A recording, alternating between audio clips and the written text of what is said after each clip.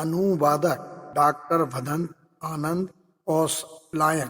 भगवान बुद्ध और उनका धर्म, बोधिसत्व डॉक्टर भीमराव रामजी अम्बेडकर। भगवान बुद्ध और उनका धर्म, लेखक doctor Bhimrao Ramji Ambedkar. MA, PhD, DSc, LLD, DLitt, bar at law. अनुवादक डॉक्टर भदंत आनंद कौशल्यायन। विद्यावारिधि सम्मेलन, साहित्य वाचस्पति, नवनालंदा महाविहार। बुद्ध वर्ष 2541-1997। बुद्ध भूमि प्रकाशन, नागपुर। यह संस्करण इस महान ग्रंथ के अनुवादक को डॉक्टर भदंत आनंद कौशल्यायन 5/1/1905 22/6/1988 सन 58 में थाईलैंड जाने के लिए बम्बई से कलकत्ता जा रहे थे। स्टेशन पर उन्हें द बुद्धा एंड हिज धम्मा की एक कृति उपलब्ध कराई गई थी। कलकत्ता पहुंचते पहुंचते उन्होंने उसे अधिकांश पढ़ डाला और अनुवाद आरंभ कर दिया। विश्व बौद्ध सम्मेलन के उत्सव के अनंतर वे थाईलैंड में 2 महीने तक इस ग्रंथ का अनुवाद समाप्त करने की कामना से रुके रहे।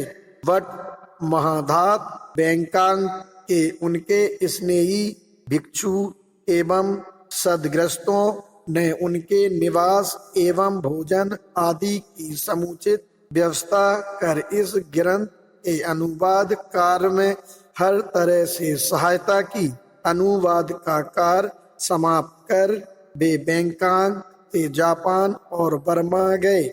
वहां उनको पता चला कि जिस विद्यालंकार परिवेण केलनिया श्रीलंका में वे 5 फरवरी सन 28 में परिवेणाधिपति लूडू कोकुड़े धम्मानंद महास्थावर से प्रव्रज्या उपसंपदा प्राप्त कर पाली बौद्ध धर्म का अध्ययन किया था।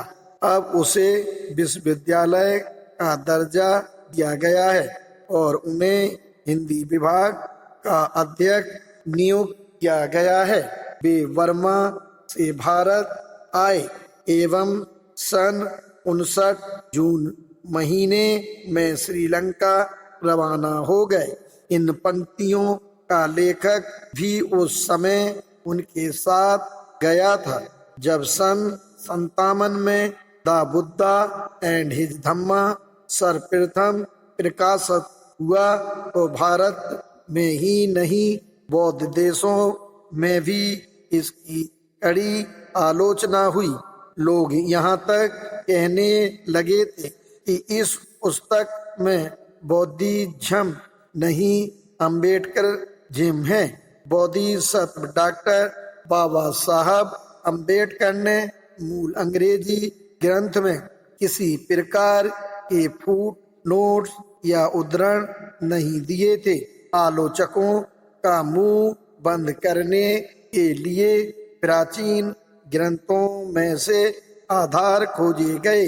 भंते जी ने श्रीलंका में मूल पाली संस्कृत ग्रंथों को देखकर फुटनोट्स तैयार किए। अब उसके अंग्रेजी अनुवाद तैयार कर अंग्रेजी संस्कृत संस्करण में जोड़े गए हैं। इस प्रकार इस महान ग्रंथ की प्रमाणिकता सिद्ध की गई। सन 60 में विश्वविद्यालय के अवकाश के दिनों में भंते जी भारत आए। भगवान बुद्ध और उनका धर्म की पांडुलिपि उनके साथ थी। वे मुंबई गए और उस समय के पीपुल्स एजुकेशन सोसाइटी के अध्यक्ष न्यायमूर्ति R.R. भोले से कहा कि मैंने बाबा साहब के ग्रंथ का अनुवाद किया है, आप इसको छपवाने की व्यवस्था करें। उन्होंने कहा इस अनुवाद को देखना होगा। भंते जी ने कहा बाबा साहब की पुस्तक और आनंद कौशल्यायन जिसके अनुवादक उसे तीसरा कौन देख सकता है। भोले साहब ने भंते जी की ओर देखा और मूल अंग्रेजी ग्रंथ को खोलकर कहा कि इस पृष्ठ को पढ़िए।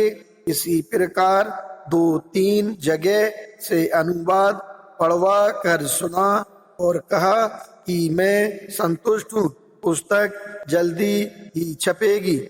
इसका पहला हिंदी संस्करण सन 61 में निकला।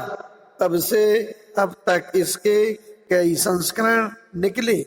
इस ग्रंथ की कीमत इतनी अधिक होती है कि सामान्य पाठक इसको खरीद ही नहीं सकता। भंते जी ने इस ग्रंथ का पंजाबी भाषा में भी अनुवाद किया है।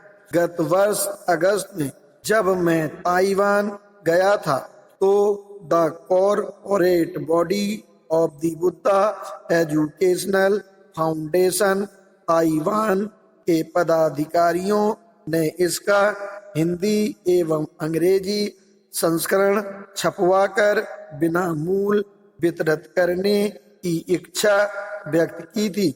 इस बार मैं जुलाई में ताइपेई गया और उन्हें दोनों पुस्तकें सौंप दी। मैं भारतीय बौद्धों की ओर से the corporate body of the Buddha educational foundation Taiwan का उनके इस पुण्यमय कार्य के लिए अत्यंत कृतज्ञ हूँ। सभ्य सता सुखी ओंतु बिच्चू मेघंकर 1/7/1996 अध्यक्ष बौद्ध प्रशिक्षण संस्थान बुद्ध भूमि GN road Kamthi Nagpur Bharat. Phone number 07109-88732। समर्पण यो हवे तहोरो भिक्खु युवंजति बुद्ध शासने सो मंगलोकं पभासेति अब्बामुतो व चंद्रमा। जब कोई तरुण भिक्षु बुद्ध शासन की सेवा में रत हो जाता है तो वह बादलों से मुक्त चंद्रमा की तरह इस संसार को प्रकाशित करता है। नम्र निवेदन, जिस प्रकार डॉक्टर भीमराव अंबेडकर का क्रांतिकारी जीवन अनेक असमर्थ और अविकलित मस्तिष्कों के लिए दुर्बोध और चर्चा का विषय रहा है, उसी प्रकार उनकी अनेक कृतियों में से यह उनकी अंतिम अनुपम तथा सर्वलोक हितकारी कृति भी काफी लोगों के लिए दुर्बोध और किंतु परंतु का विषय बन गई है। इस प्रकार के कार्य के लिए कितने सतत परिश्रम, कितनी सूझबूझ, कितनी पैनी दृष्टि की आवश्यकता हो सकती है, इसका अनुभव वही कर सकता है कि जिसने इस प्रकार का कार्य करने का कभी विचार भी किया हो। आप कल्पना कीजिए। नंबर 1, आपके सम्मुख सारा त्रिपिटक है। त्रिपिटक का मतलब है सुत्त पिटक, विनय पिटक तथा अभिधम पिटक। सुत्त पिटक में 5 निकाय हैं। 1 दीघ निकाय, 2 मध्यम निकाय, तीसरा संयुक्त निकाय, चौथा अंगुतर निकाय तथा 5वां खुद्दक निकाय। अकेले खुद्दक निकाय में ही धम्मपद, सुत्तानी पात जैसी 15 पुस्तकें हैं। विनय पिटक में भी महाभग, चुल्लवग आदि 5 ग्रंथों से कम नहीं है और अभिधम पिटक में तो पूरे 7 ग्रंथ हैं। इन सभी ग्रंथों पर पृथक पृथक अर्थ कथाएं हैं जो अपने अपने मूल ग्रंथों से प्रायः कई गुनी हैं। त्रिपिटक वह है, किंतु त्रिपिटक ही समान आदरत मिलिंद प्रश्न तथा भू भी शुद्धि मग्गो सादरस ग्रंथ है। बुद्ध चरित तथा दूसरा अवदान साहित्य है। अनेक समानताएं रहने पर भी विषम प्रतीत होने वाले कथनों की भी कमी नहीं है। आप इस विशाल वाङ्मय में से एक ऐसा चयन तैयार करना चाहते हैं जिसमें जो कुछ भी हो यथासंभव बुद्धिगम हो, जिसमें भगवान बुद्ध और उनकी शिक्षाओं की एक पूरी रूपरेखा आ जाए, जिसमें यथासंभव पुनरुक्ति भी कम से कम हो और जो न केवल बुद्धि प्रधान मस्तिष्कों को बल्कि भावना प्रधान प्रवृत्तियों को भी कल्याण मार्गी बना सकने में समर्थ हो सके। क्या यह कार्य सहज कार्य है? यह कार्य डॉक्टर अंबेडकर के लिए भी सहज कार्य नहीं ही रहा होगा। इस कठिनाई की प्रतिध्वनि उनके इस कथन में स्पष्ट है।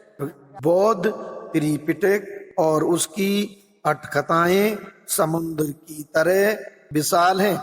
उन्हें कंठस्थ कर सकना सचमुच एक बड़ी असाधारण बात थी। एक से अधिक बार ऐसा हुआ है कि भगवान बुद्ध ने जो कहा है उसकी रिपोर्ट ठीक ठीक नहीं हुई। भगवान बुद्ध के जीवन काल में ही कई बार उनके वचनों की गलत रिपोर्ट उन तक पहुंची थी। उदाहरण के तौर पर ऐसे 5 अवसरों का उल्लेख किया जा सकता है। शायद इस तरह के और भी अनेक अवसर आए हों जब तथागत के वचनों की ठीक रिपोर्ट ना हुई हो, क्योंकि हम देखते हैं कि भिक्षु भी भगवान बुद्ध के पास गए हैं और प्रश्न यह है कि ऐसी परिस्थिति में उन्हें क्या करना चाहिए। कर्म और पुनर्जन्म तक के बारे में जब जब गलत रिपोर्ट हुई है उसके अनेक अवसर हैं। इसलिए त्रिपिटक में भी जो बुद्ध वचन करके माना गया है उसे भी बुद्ध वचन स्वीकार करने में बड़ी सावधानी की आवश्यकता है। पृष्ठ 278। परिस्थिति सचमुच विकट है, किंतु डॉक्टर अंबेडकर के ही शब्दों में सौभाग्य से त्रिपिटक में ही एक कसौटी विद्यमान है जिससे किसी भी वचन के संबंध में यथार्थ निर्णय पर पहुंचने में सहायता ली जा सकती है। वह कसौटी है भगवान बुद्ध के बारे में एक बात बड़े ही विश्वास के साथ कही जा सकती है। वे कुछ नहीं थे यदि उनका कथन बुद्धि संगत तर्क संगत नहीं होता था। दूसरी बातों का यथा योग्य मूल्यांकन करते हुए यह बात कही जा सकती है कि जो बात बुद्धि संगत है, जो बात तर्क संगत है, वही बुद्ध वचन है।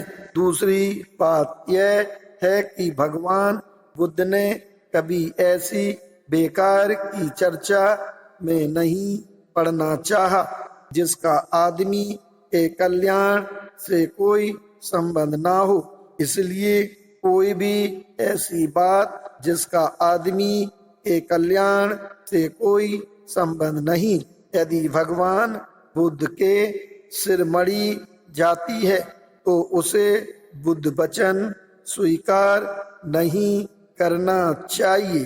पृष्ठ 278-279। इसी कसौटी पर परख कर लगता है कि डॉक्टर अंबेडकर ने परंपरागत बुद्ध वचन को बुद्ध वचन स्वीकार करने या स्वीकार न करने का रास्ता अपनाया है। पहली की बात जो उन्होंने अपने इस ग्रंथ में परंपरागत मान्यता के विरुद्ध अथवा उससे भिन्न लिखी है वह है तथागत की प्रवज्ञा अथवा उनके अभिनिष्क्रमण के कथानक को ही लेकर सिद्धार्थ कुमार प्रव्रजित हुए थे। यह सत्य है, किंतु प्रश्न है वह क्यों प्रव्रजित हुए थे।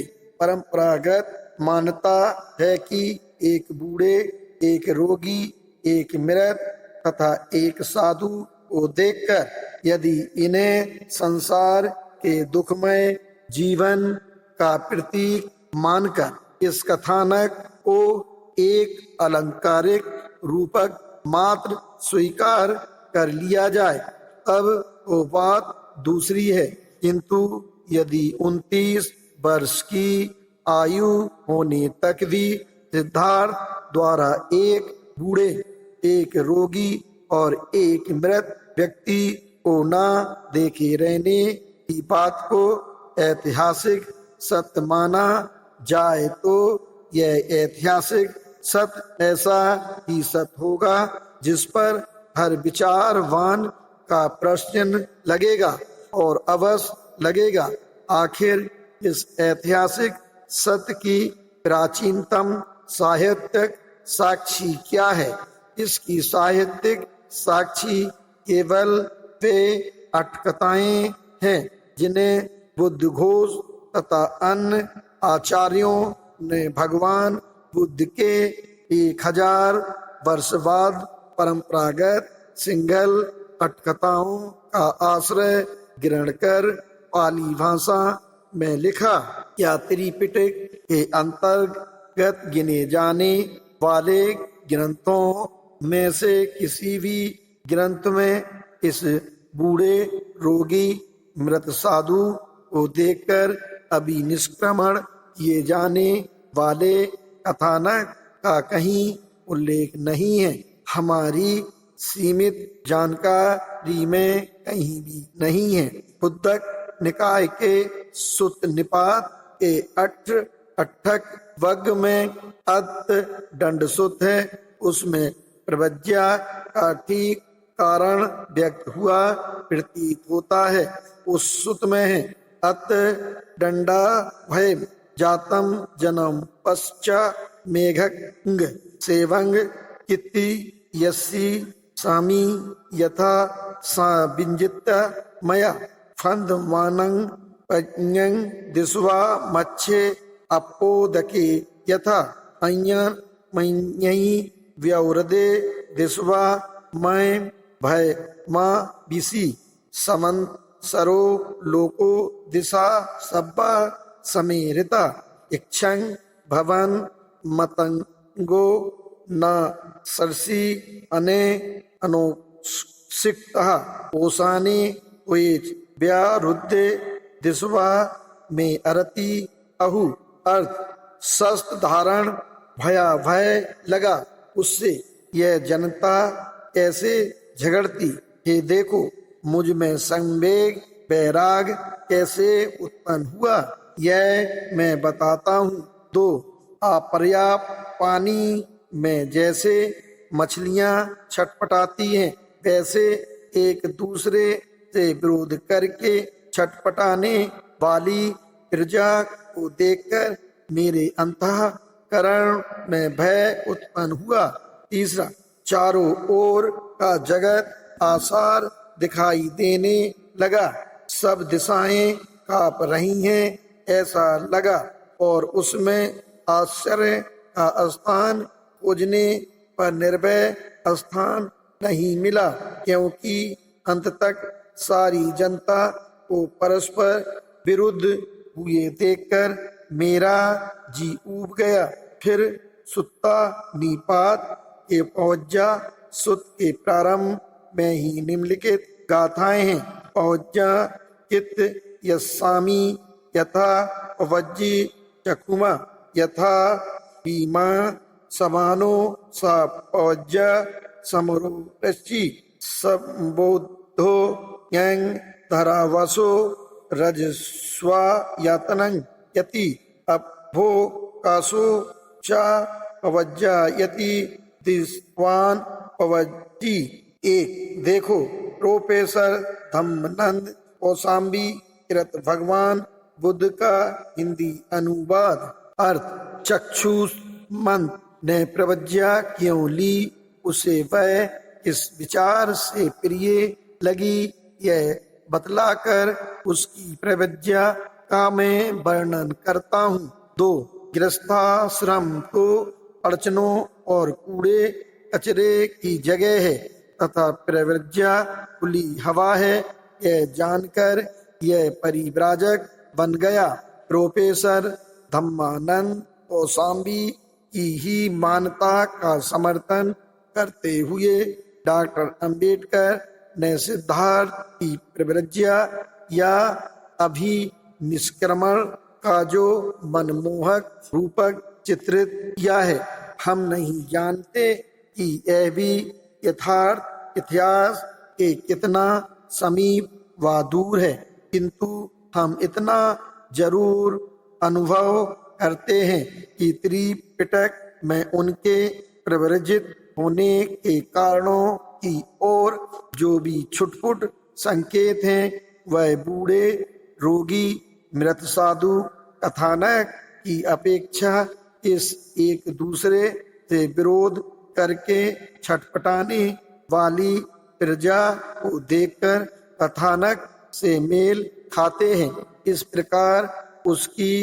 प्रकार इसकी कम संभावना नहीं है कि सिद्धार्थ कुमार के अभिनिष्क्रमण के मूल में इस छटपटाने वाली प्रजा के दुख के मूल कारण को पता लगाने की आकांक्षा ही प्रधान रही हो।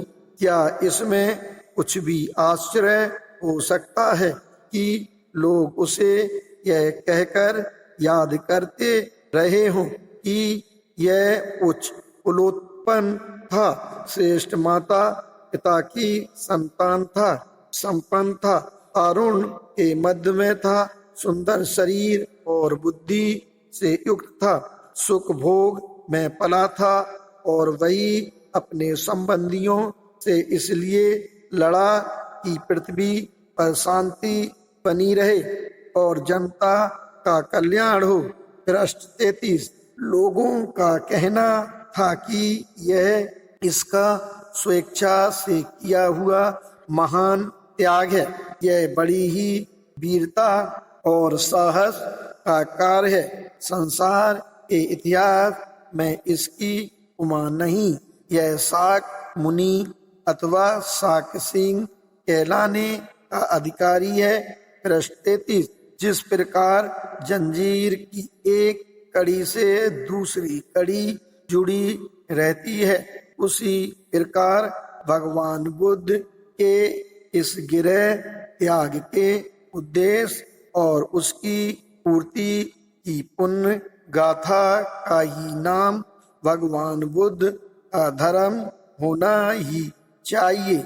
यह मान ही है कि भगवान बुद्ध ने जनता के दुख के कारणों की गहराई में जाकर उन कारणों को नष्ट करने का उपाय जानकर जनता को उसकी जानकारी कराकर दुख का मूलोच्छेद करने के उद्देश्य से ही गृह त्याग किया।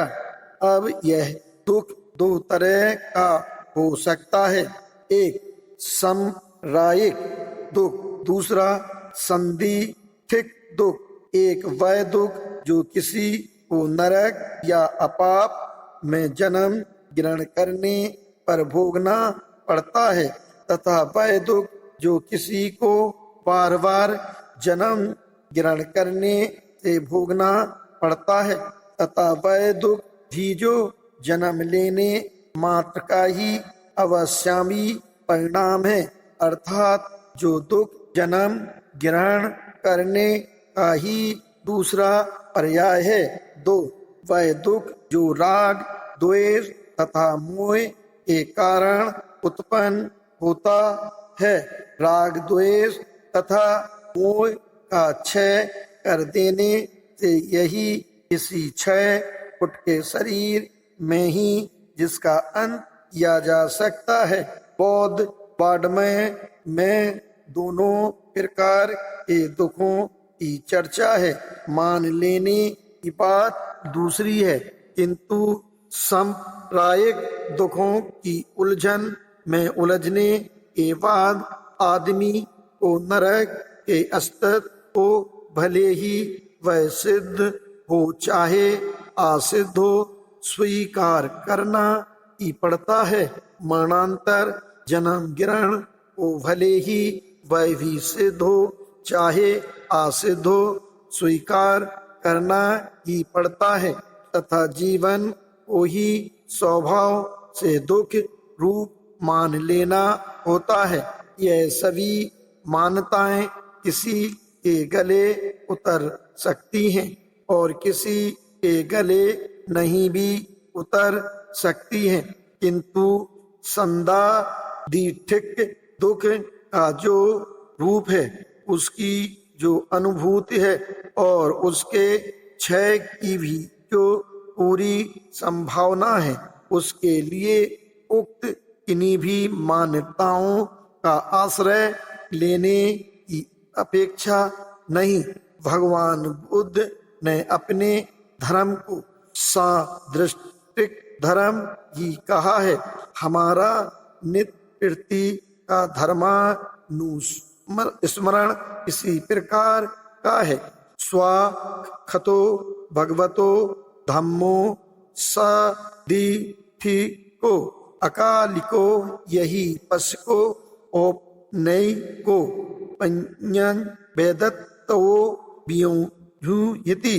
भिक्षुओं, यह धर्म अच्छी तरह समझाकर कहा गया है। यह सादृष्टिक है, यह अकालिक है। इसके बारे में कहा जा सकता है कि आओ और स्वयं देख लो, यह ऊपर ठाने वाला है और हर विज्ञ पुरुष इसका स्वयं साक्षात कर सकता है। हमारी दृष्टि में डॉक्टर अंबेडकर के इस ग्रंथ की यह बड़ी विशेषता है कि उन्होंने बौद्ध वाङ्मय में धर्म का जो सादृष्टिक अंश है, उसी को अपने ग्रंथ में प्रधानता दी है।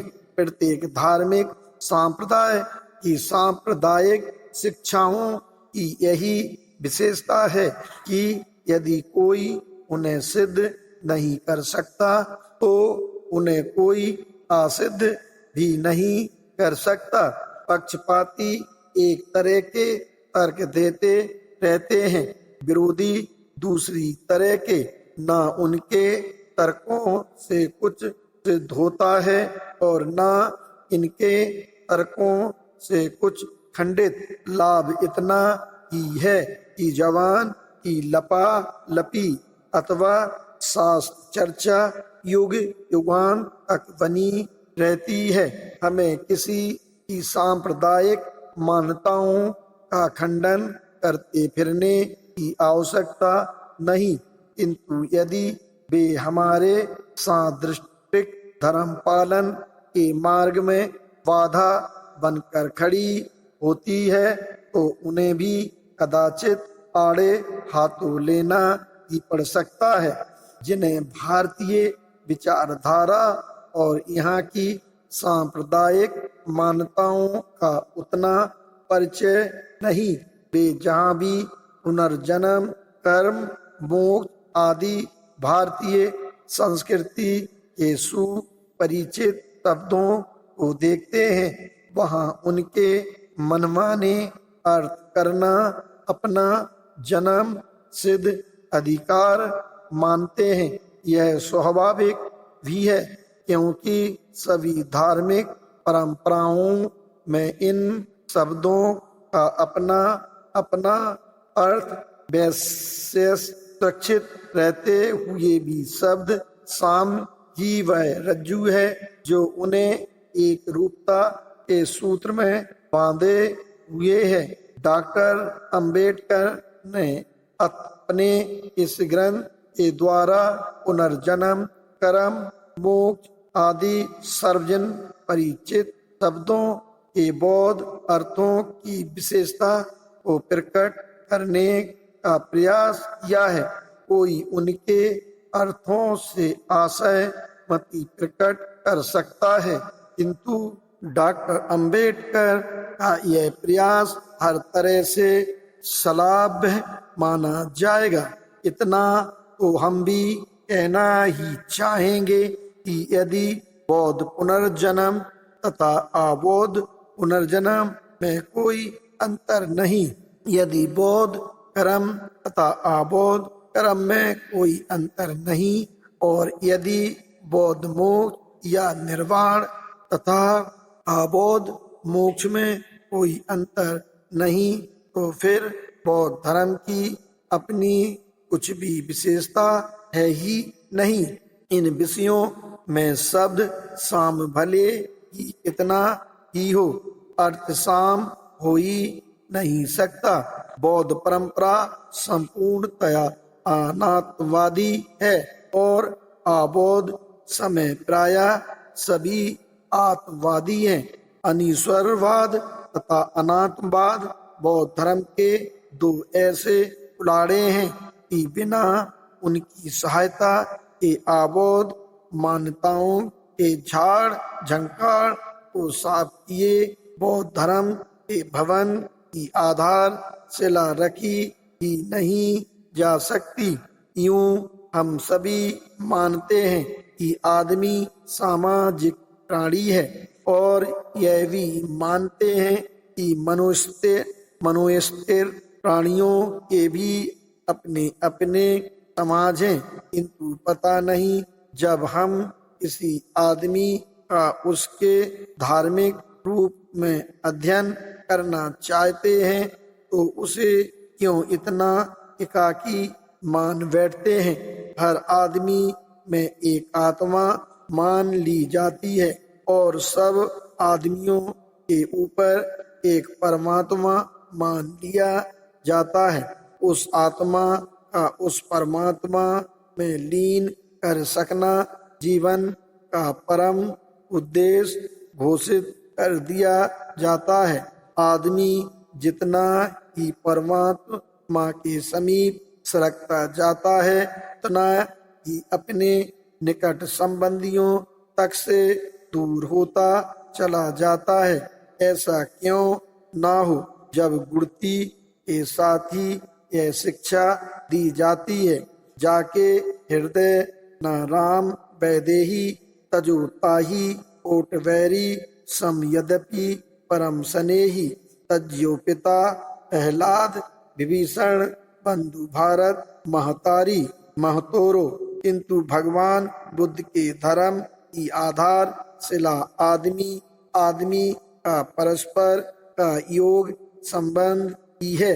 यह सचमुच खेद की बात है कि इस विषय में बौद्ध धर्म तक के बारे में लोगों के मन में सर्वथा गलत धारणाएं घर किए हुए हैं। पहले तो केवल इसलिए कि बुद्ध ने जो कहा वह प्रायः भिक्षुओं को ही संबोधित करके कहा, दूसरे शायद इसलिए भी कि संगति कारक भिक्षु ही थे और उन्होंने स्वभावतः उन्हीं बातों को अधिक महत्व दिया होगा जो उनसे संबंधित थी। लोगों ने बुद्ध धर्म को भिक्षुओं का ही धर्म समझ लिया। भिक्षुओं की संख्या कितनी भी अधिक रही हो, भगवान बुद्ध के गृहस्थ उपासकों की संख्या उनसे अधिक ही रही होगी। इसलिए बौद्ध धर्म जितना भिक्षुओं का धर्म था उतना ही गृहस्थों का धर्म।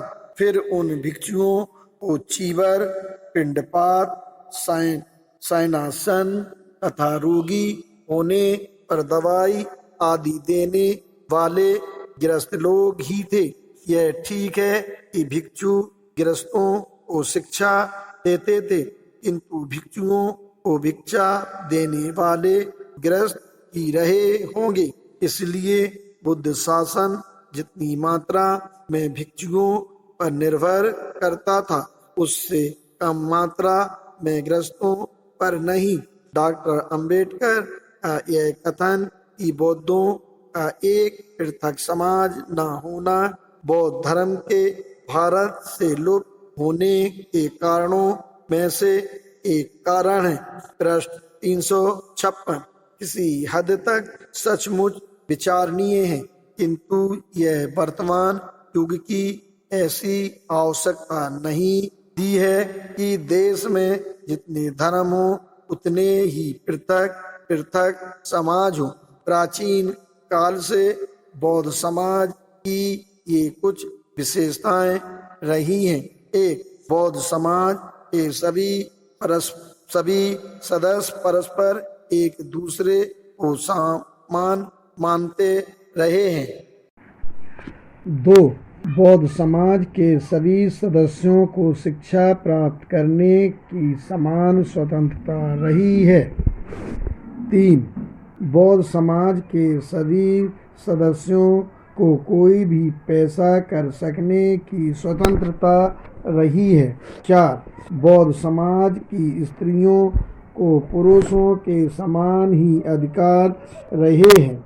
संक्षेप में कहना तो यही कह सकते हैं कि बौद्ध समाज वर्णाश्रम धर्म रूपी बेड़ियों से सर्वथा स्वतंत्र रहा है। डॉक्टर अंबेडकर ने अपने इस ग्रंथ में बौद्ध धर्म के जनतांत्रिक रूप को स्पष्ट करने के लिए एक भिक्षु और एक ब्राह्मण के भेद को तथा एक भिक्षु और एक उपासक के भेद को जिस स्पष्टता के साथ दर्शाया है वह अन्यत्र दुर्लभ है। देखो प्रश्न 344 346। प्रश्न है और महत्वपूर्ण प्रश्न है कि एक भिक्षु का जीवन कार्य क्या है। क्या भिक्षु जीवन व्यक्तिगत साधना के लिए ही है अथवा उसे लोगों की सेवा तथा उनका मार्गदर्शन भी करना ही है। उत्तर है ये दोनों ही उसके जीवन कार्य हैं। बिना व्यक्तिगत साधना के वह नेतृत्व नहीं कर सकता, इसलिए उसे अपने में एक संपूर्ण सर्वश्रेष्ठ धार्मिक और ज्ञान संपन्न व्यक्ति बनना ही होगा। इसके लिए उसे व्यक्तिगत साधना करनी ही होगी। प्रश्न संख्या 347। एक भिक्षु गृह त्याग करता है, वह संसार त्याग नहीं करता।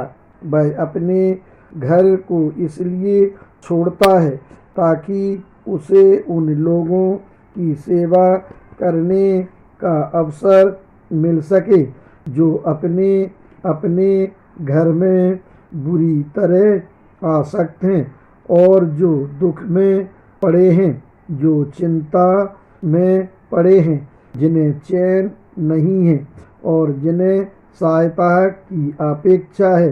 प्रश्न संख्या 347।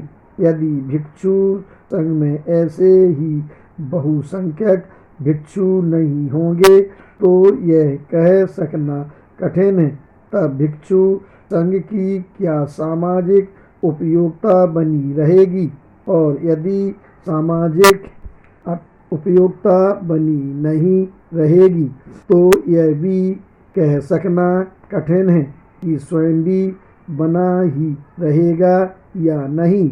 इस पुस्तक का जिस रूप में संकलन किया गया है उससे पाठकों के मन में एक भ्रम भी हो सकता है।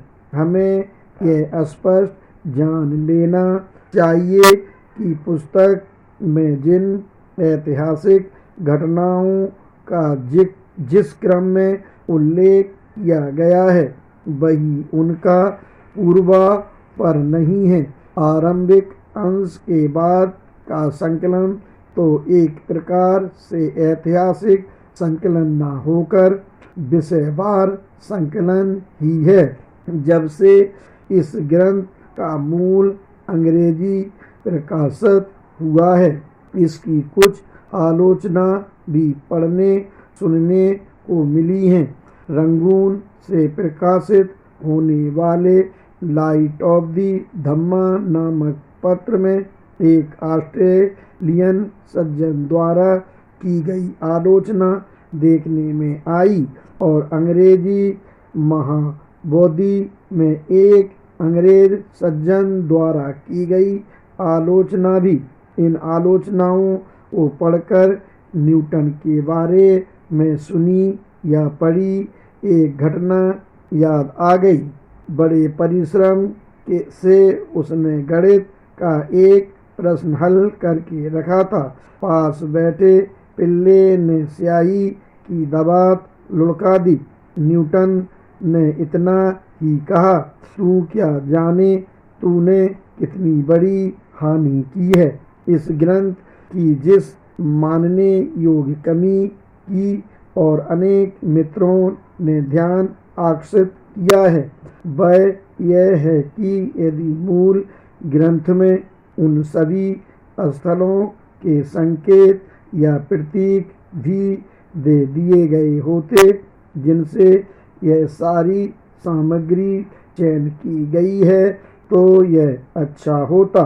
जिन डॉक्टर अंबेडकर ने अपने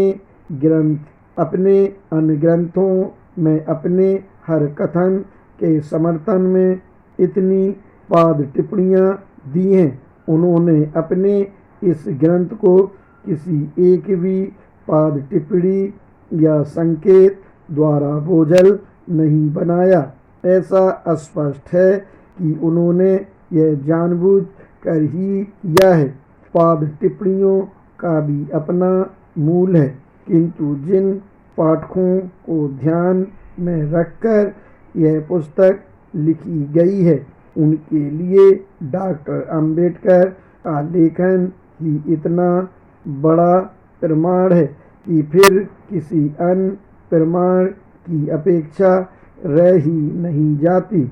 यदि तुलसीदास का रामचरितमानस बिना किसी एक भी प्रमाण या पाद टिप्पणी के उत्तर भारत के घर घर में बाँचा जा सकता है, तो डॉक्टर अंबेडकर द्वारा लिखित इस भगवान बुद्ध और उनका धर्म को भी कौन भारतीय बौद्धों का एक सम्मानित ग्रंथ होने से रोक सकता है।